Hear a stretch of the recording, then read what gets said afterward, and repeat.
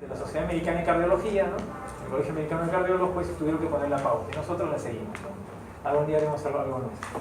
Bueno, entonces, pone el estadio A, B, C y D. Es una clasificación, ¿no? El estadio A es paciente que está en riesgo, ¿no? Con factores de riesgo, ¿no? Pero no tiene síntomas. Y no tiene alteración estructural. Es importantísimo. La célula cardíaca está preservada, contrae muy bien. En el estadio B ya hay una enfermedad cardíaca estructural, ¿no? Y hay una falla cardíaca que todavía no es sintomática. El paso del A al B es el que nos interesa a nosotros, a ustedes. ¿Quiénes van a ser cardiólogos? Ninguno, normal. Cirujanos, tú que lo dijiste, ¿no? Yeah. Bueno, miren, hagan la especialidad que hagan. Si ustedes diagnostican a un paciente, precozmente en este estadio A modifican sus factores de riesgo y no pasa al B, no hay un daño en el miocardiocito, están prolongando su sobrevida en muchos años. No tienen idea del bien que le están haciendo al paciente. Entonces, el diagnóstico precoz de la falla cardíaca. Entonces, que está gordito, que está fumando, pues intervengan como autoridad. Ustedes son médicos ya prácticamente, ustedes los tratan ya como doctores, ¿no es cierto? O sea, ustedes, sus amigos o la gente que dice doctor, doctora, intervengan, hablen con autoridad, no tengan miedo, no tengan vergüenza, porque ustedes ya entienden la trascendencia de lo que están ustedes, del bien que están haciendo al paciente. Entonces es importante. Y ni hablar de costos, porque es altísimo. Simplemente vamos a hablar de una manera primaria en valores, en ética, ¿no? En el altruismo, el bien que está haciendo a tu paciente, ¿no? Porque el paciente que está en falla cardíaca es un paciente que ningún sistema de salud lo quiere, es un paciente carísimo, por todo lo que ya van a ver, que están viendo, es así, es la realidad. Bien. Hasta ahí yo sé. Ya la falla sintomática, pues ya hay una enfermedad estructural y simplemente tiene que seguir, pasar al D, donde ya la falla es avanzada y prácticamente el pronóstico es malo. Entonces, doctor, pero ¿puedo yo enlentecer el avance del B al C? Sí se puede, del C al D también, pero no es fácil y no en todos los centros se puede hacer eso. Entonces, es lo mismo que les he puesto simplemente para que ustedes vean, ¿no? Cómo esa es una prácticamente, digamos, una evolución natural de esto, ¿no? No voy a tomarles más el tiempo acá, ahora quiero que vean esto. Hay esta clasificación que sí la conocen ustedes, de la New York Heart Association, ¿no es cierto? Si no han oído hablar, clase 1, 2, 3, 4, todo el mundo habla. Es la clasificación funcional, ¿ok? Funcional. O sea, ellos, los cardiólogos de Nueva York dijeron, bueno, ya está la del Colegio Americano de Cirujanos, ¿no? La A, B, C, D, vamos a hacer nosotros ahora la nuestra, la 1, 2, 3, 4. Funcional. Y nosotros vamos a hacer también otra algún día, vamos a ver, la de Ricardo Palma, vamos a ver. Entonces, bueno, la clase 1 es la misma, sin limitación de actividad física, ¿ok? Y tiene poder de ejercicio normal. La clase 2 ya hay una alteración de la actividad física, digamos, o sea, ligera, perdón, o sea, una actividad física pues, que tiene que ser intensa, ¿no? Te causa cierto malestar, ¿no? Pero una actividad normal te da una ligera alteración. En la clase 3 ya hay una alteración mayor. En la clase 4 es prácticamente pacientes que se agitan incluso para vestirse, ¿no? O sea, eso es avance. Entonces, para que más o menos vamos a, miren ustedes en este cuadro, estamos haciendo una comparación. El estadio A en la clase 1, el B de la 2, la C de la D. Entonces básicamente, insisto, evitar que el paciente pase de la A a la B, de la 1 a la 2, ¿no? Que es donde ya hay un daño estructural. Muchas veces en el hospital nos dicen, ¿no? Sí, el paciente está en clase 2, con qué alivio, no está en clase 3 ni clase 4. O sea, no está incapacitado, no tiene que estar en la UTI con una droga. Pero ya hay daño, ya está en clase 2, ya hay daño estructural. Está bien ahora, pero de aquí a un año puede que no. Entonces, ojo, no debe pasar, debemos ser todos clase 1, eso es lo ideal. Entonces, eso depende de nosotros. En el consultorio, al paciente, al familiar, al amigo, modifique factores de riesgo. Eso es lo único que tenemos que hacer, nada más. Lo único. ¿Cuáles son los objetivos entonces, enfatizando en eso? Hay que aumentar la sobrevida, pero la sobrevida con calidad, no la sobrevida con hospitalizaciones repetidas. Bajar las comorbilidades que pueden haber a esto, aumentar su calidad de vida, su capacidad de ejercicio, ¿no? Alterar esos cambios en el eje renina-angiotensina, aldosterona, endotelina, etc. ¿no? Evitar que progrese la falla cardíaca y obviamente que no haya síntomas, ¿no? Entonces, el primer tratamiento, insisto, es el no farmacológico, ¿no? Modifiquen estilos de vida, actividad física, una ingesta normal de sodio o baja, no alta, eso ya está demostrado. O sea, la gente que, por ejemplo, le gusta comer con bastante sal, eso es malo, hay que decirlo claramente. Puede ser agradable, pero es malo, o sea, hay que hablar claro, ¿no? Bueno, acá no les he mencionado uno, pero el tabaco también influye. Y se ha demostrado que el tabaco destroza arterias, destroza coronarias, también puede llegar a un infarto, ¿no? Entonces eso no lo he puesto acá, pero el tabaco daña más el endotelio que el alveolo, ¿no? O sea, tabaco, daño endotelial, tabaco, cáncer de pulmón, después, primero endotelio. ¿Y quién tiene la culpa que no se sepa? Nosotros, porque no lo difundimos. Porque la Sociedad de Neumólogos nos ganó, día del no fumador, día del cáncer de pulmón, ¿ok? Pero el tabaco daña más el endotelio que el pulmón. Ojo, creo que hablaba con ustedes ahora temprano algo de eso. Entonces, mucho cuidado con eso. El endotelio es un tejido vivo que tiene un equilibrio. Un equilibrio de vasodilatación, óxido nítrico, correcto, y un equilibrio de vasoconstricción, trombogénico, endotelina 1. Entonces, básicamente el tabaco te daña esto por sus productos de combustión, los mesopirenos, ustedes ya saben mejor que yo, estoy en farmacología, ¿no? la combustión de alquitrán, etc. Entonces, eso hace una injuria a nivel del endotelio y ahí se desencadenan todos los fenómenos que ustedes saben para la formación de placa, células musculares lisas, migración de polímeros nucleares, adhesión plaquetaria, etc. Entonces, cuidado, ¿ya? Alteraciones de los líquidos y hierro. Factores agravantes, obviamente, pues tienes arritmias, infecciones, embarazos, hipotiroidismos, etc. ¿no? Hipertensión, obesidad. Una vez que has corregido el tratamiento no farmacológico, para no usar factores de vida, puedes intentar una terapia farmacológica. Los ejes de la terapia farmacológica básicamente se basan en diuréticos, en fármacos que son hipotensores, ¿no? Y posteriormente y en antagonistas neuromusculares. Ahora vamos a ver eso. Neurocosinotagones, psicosinotécnicos, eso es posterior. Entonces, básicamente el tratamiento de la falla cardíaca está dado por los diuréticos y los IECAS y los ARA2. ¿Okay? Vamos a estudiar eso, no se preocupen, simplemente para que tengan una idea.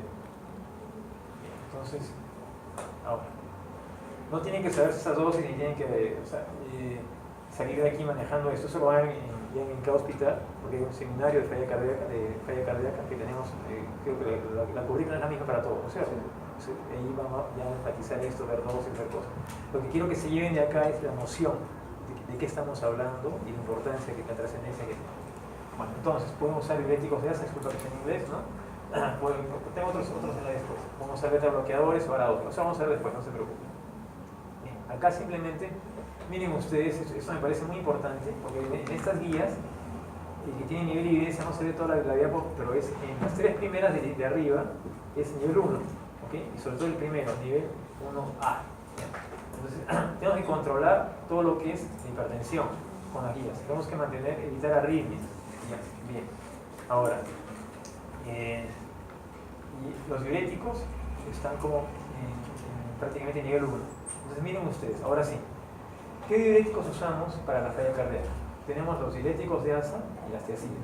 En los diuréticos de asa, el más usado es la furosemida. Ustedes saben, la furosemida viene en tabletas de 40 miligramos y ampollas de 20 miligramos. La dosis es, miren ustedes, puede llegar hasta 240. No sé si están viendo en el slide, no tengo punto. Entonces, doctor, dígame la receta. Mentira. Dígame la dosis. Mentira. Va a depender de tu paciente y de cómo esté tu paciente.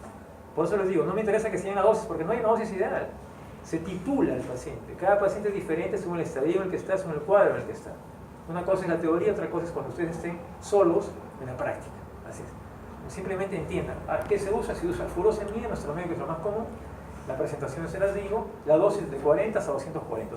Y incluso el rango es muy variable. Depende del objetivo que quieras. Si es un edema de pulmón, quieres una paciente que está con una leve congestión, es muy variable. ¿De acuerdo?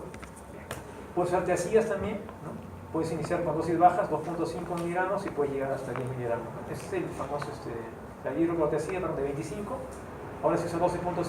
Es el Duracell, conocido por nosotros. Entonces, ¿qué opciones tienes? Furosemida, comienzas con 20 miligramos o 40 y tienes la hidroclorotiazida, que es lo más usado, con 25 miligramos. Inclusive puedes usar hasta 12.5, media tabletita, y darlo bajo, para controlar hipertensión sobre todo, ¿no? Si quiero una congestión pulmonar, tengo que usar Lasix, furosemida en ampollas. ¿Cuántas? Las necesarias. ¿De acuerdo?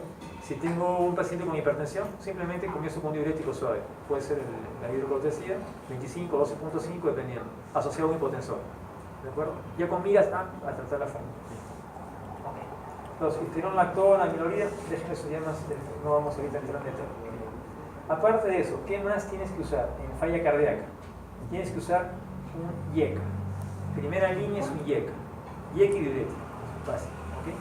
El diurético es un refuerzo. El IECA sí y sí, porque va junto con el ARA2, cualquiera de los dos, o los dos, interviene en lo que es el sistema de reina-angiotensina aldosterona y va a bloquear ese eje neurohormonal y de alguna forma parar, enlentecer ese mecanismo que está, digamos, retroalimentando la falla cardíaca. ¿Okay? Entonces, los más usados es el captopril, el anapril, ¿correcto?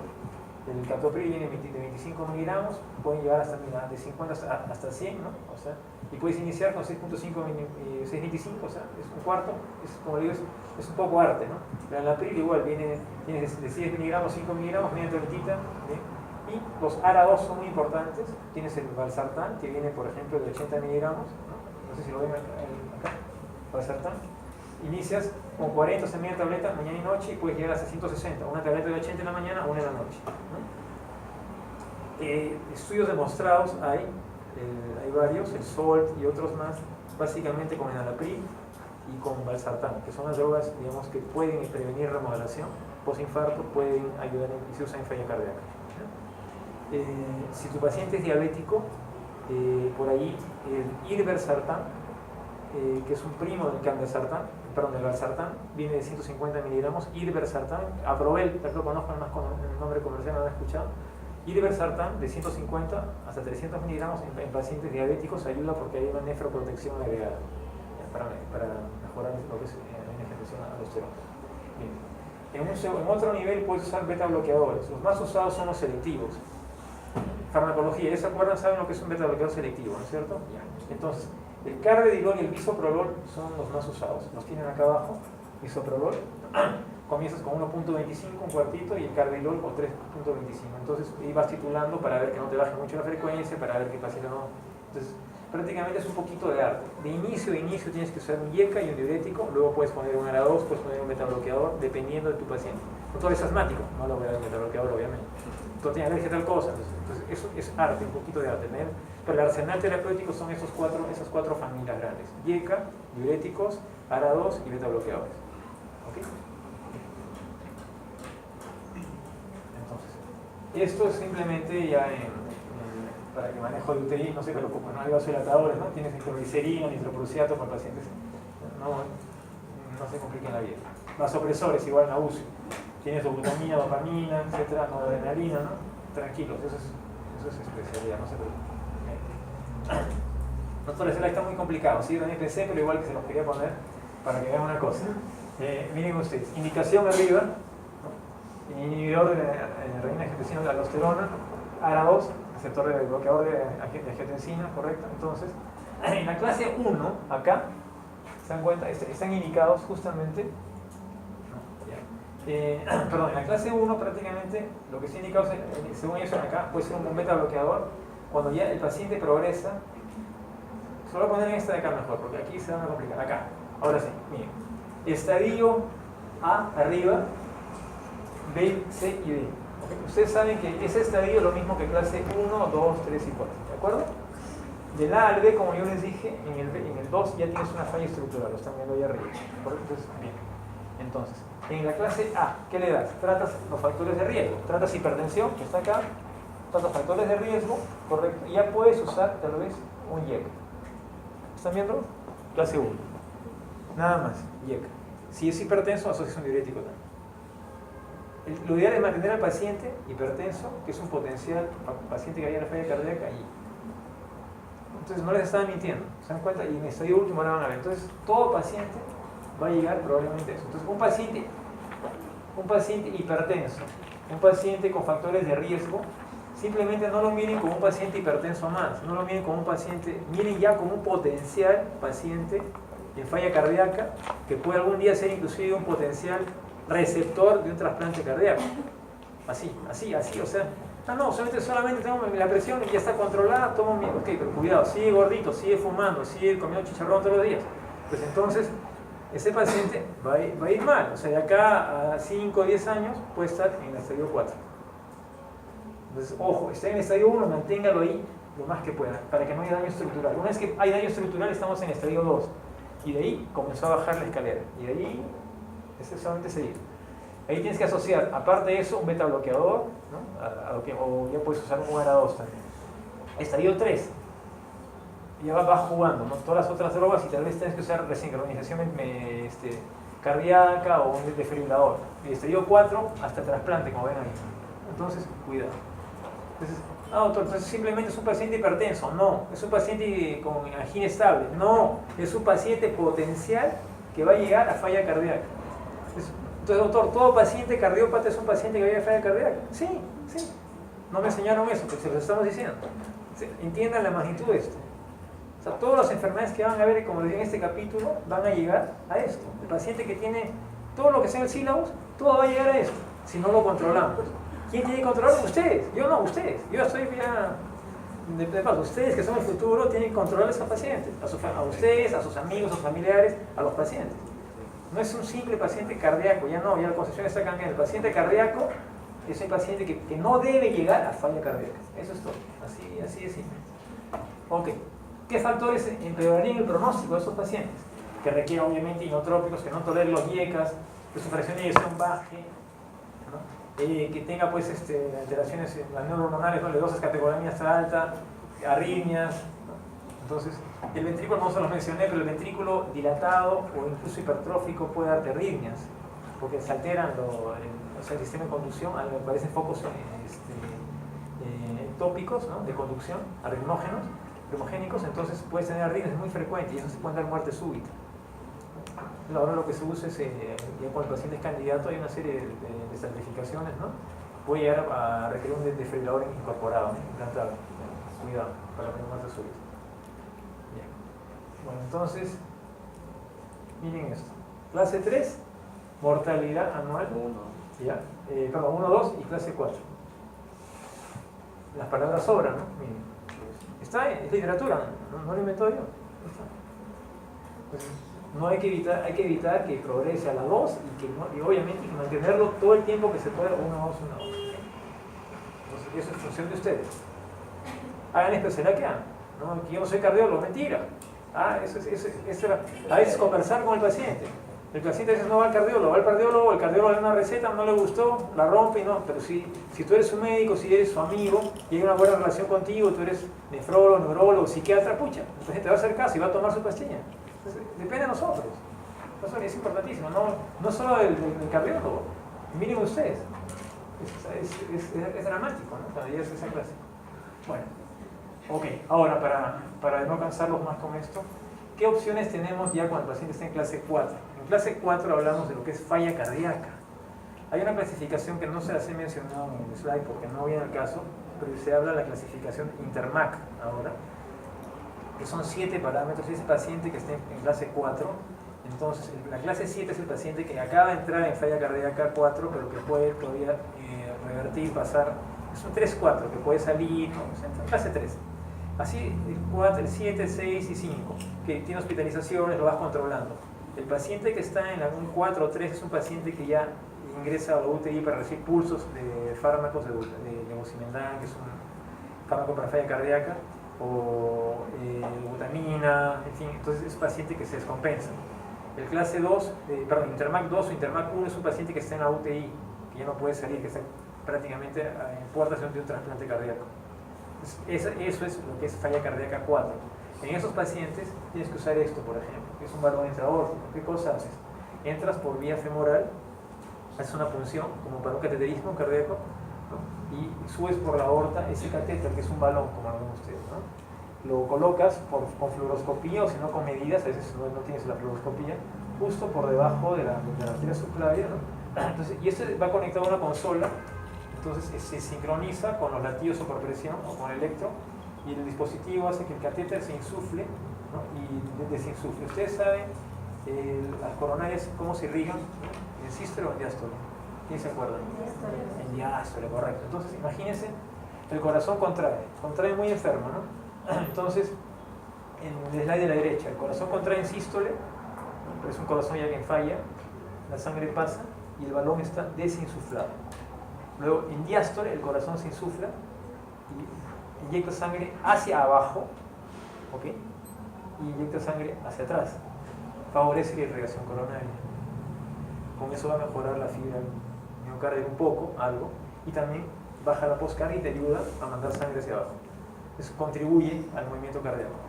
Eso es una manera temporal de ayudar a un paciente que tiene bajo gasto cardíaco, ¿no?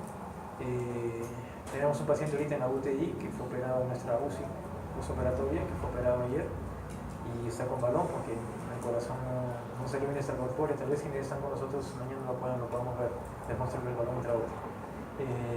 Se usa, pero tiene un tiempo de no lo puedes usar por mucho tiempo. Complicaciones, te puede dar básicamente isquemia en miembros porque estás comprimiendo la arteria, ¿no? Con un catéter ahí, y entonces más o menos unas 5 o 7 días, no más. Es algo temporal. ¿Qué haces en pacientes, por ejemplo, que tienen arritmias y pueden tener muerte súbita? Les colocas un desfibrilador implantado, correcto. Pero incluso puede llegar a hacer lo que se llama la resincronización ventricular. Colocas marcapasos y le das un poco de ritmo para que el paciente no tenga tanta arritmia y pueda manejarse ambos ventrículos y de una buena contracción efectiva. Con eso disminuye su remodelación, mejora su función y de alguna forma ayuda. Todo excelente, doctor, hagamos eso con todos y se acabó. Ya se acabó, ya no hay que ir a trasplante nada. Sería ideal, pero no se puede, porque también eso tiene un límite.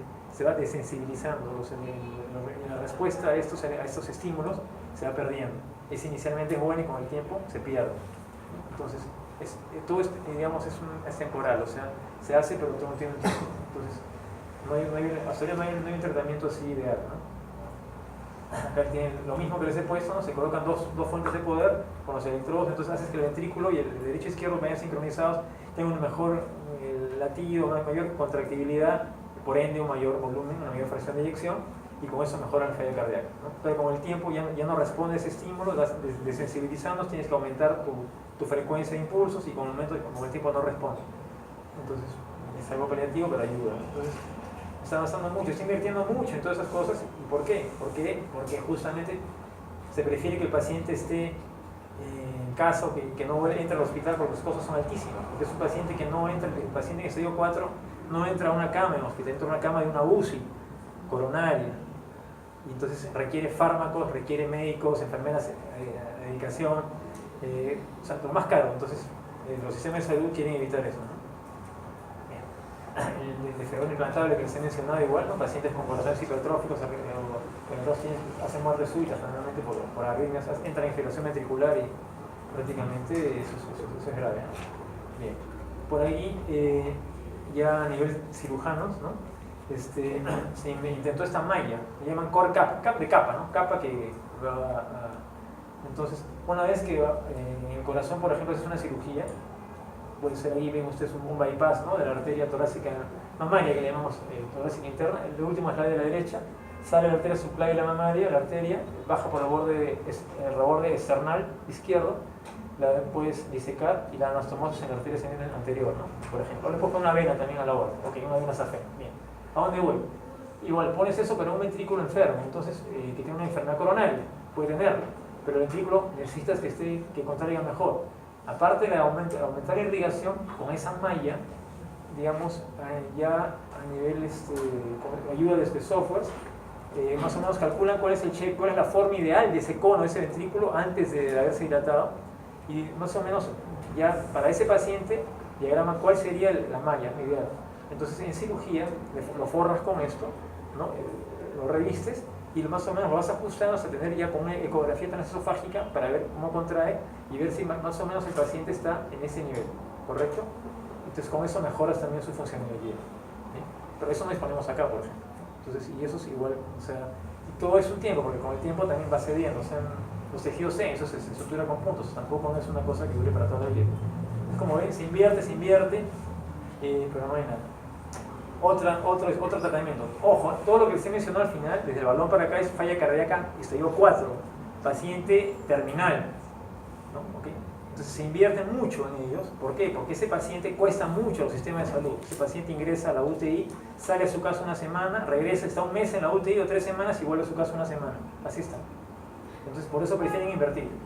Esto es lo último. ¿Qué han hecho? Han hecho dispositivos de asistencia ventricular a un ventrículo o dos. Ustedes ven, conectas una cánula acá ¿no? Por ejemplo, el univentricular. En la punta del ventrículo es una bomba rotatoria que se maneja con pilas que van acá.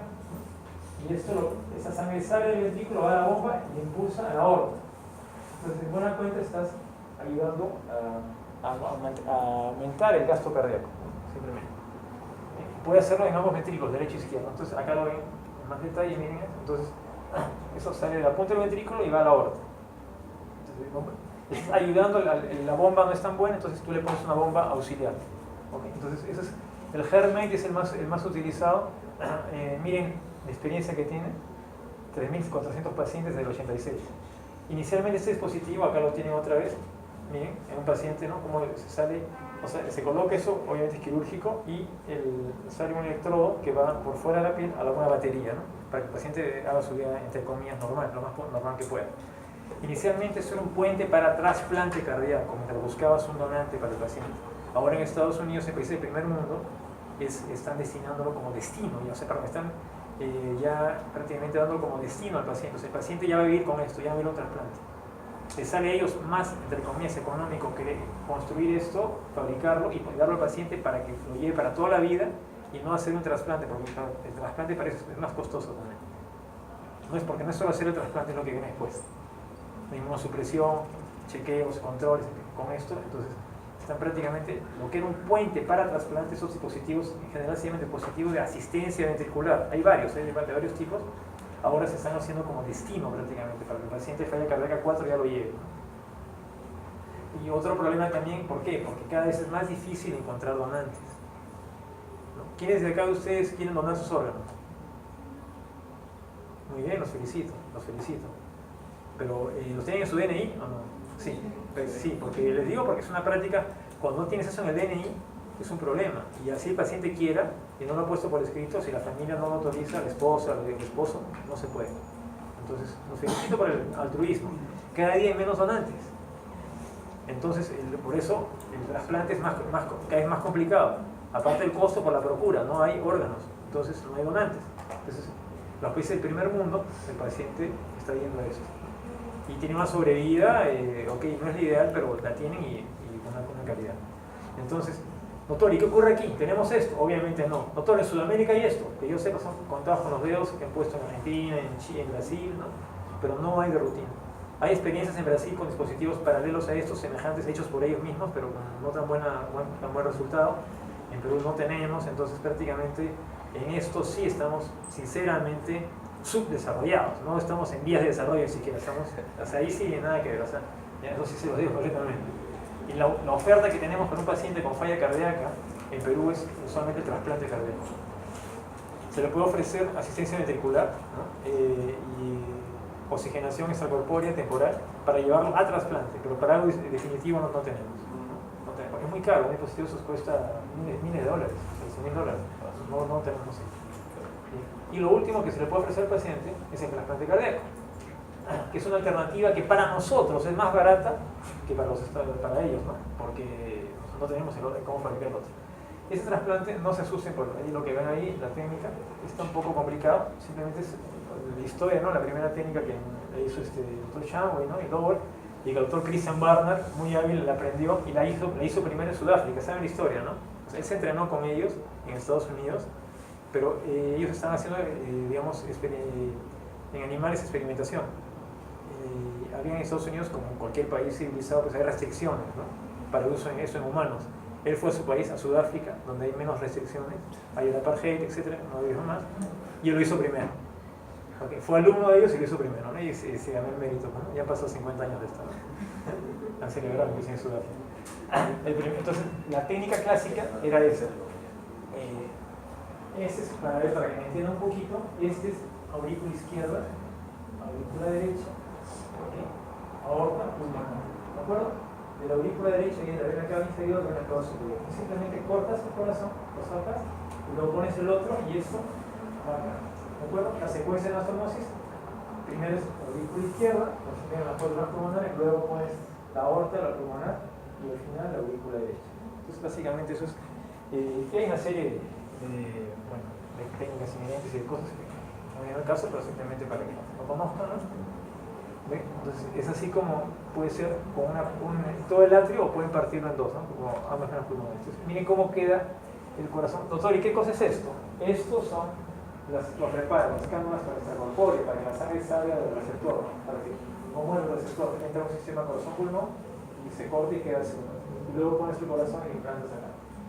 Esa es la técnica bicabal, es la técnica actual, donde en el anterior sucede que preservabas la aurícula derecha, acá no, dejas esto libre para tener más facilidad. Tomas solamente la aurícula izquierda, ¿no? Aorta pulmonar y al final nies y arrastramos en la boca.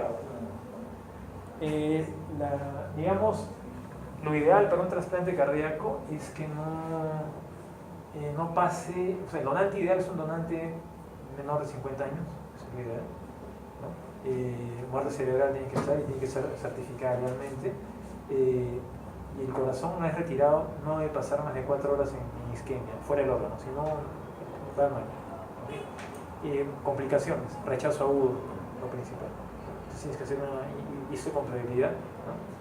Y digamos, si este paciente está con histocompatibilidad adecuada, vas al trasplante, buen donante, tienes que ver también que sea, por ejemplo, que haya compatibilidad entre el donante y el receptor. No puedes poner un corazón de una persona digamos, pequeña a un paciente de una superficie corporal grande, porque no va a adecuarse, no va a poder manejar los volúmenes que maneja el receptor.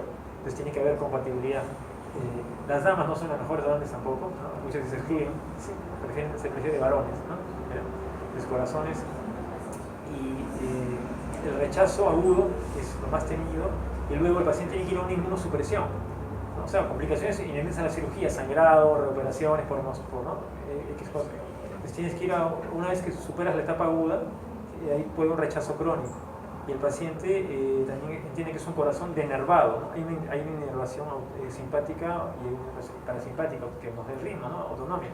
Es un corazón denervado que va a ir a un ritmo propio, entonces tienes que poner a veces marcapasos, tienes que estar viendo el ritmo también. Se ha demostrado que en el corazón trasplantado, la enfermedad coronaria aumenta más. El paciente con trasplante puede llegar después a un bypass, sí puede llegar. Sobrevive pacientes con trasplante, hay sobre 10 años en cardíaco, y experiencia en el mundo es importante, hay muy buena casuística. Aquí en Perú estamos, en Almenara se hizo trasplantes, se paró, ahora están haciendo en INCOR, Revalec también ha hecho, y estamos pues en INCOR, creo que cerró el año pasado con cerca de 40, me parece algo, y en total en Perú, no sé, no tengo la cifra exacta, pero calculo que habrá por lo menos sobre más de 60 en total, en todos los años, ¿no? Igual, por ejemplo, en Brasil, solamente en Sao Paulo, en un año pueden llegar fácil lo que tenemos nosotros en toda nuestra experiencia, o más. Entonces estamos todavía rezagados. Pero igual ellos también mencionan que tienen dificultad cada vez más para la procura de órganos, ¿no? O sea, conseguir donantes. A veces se pierde inclusive el corazón, porque está en donante en otro, por ejemplo acá nosotros. No sé si vieron una noticia que hace poco que trajeron un órgano con un helicóptero de la Fuerza Aérea lograron traerlo.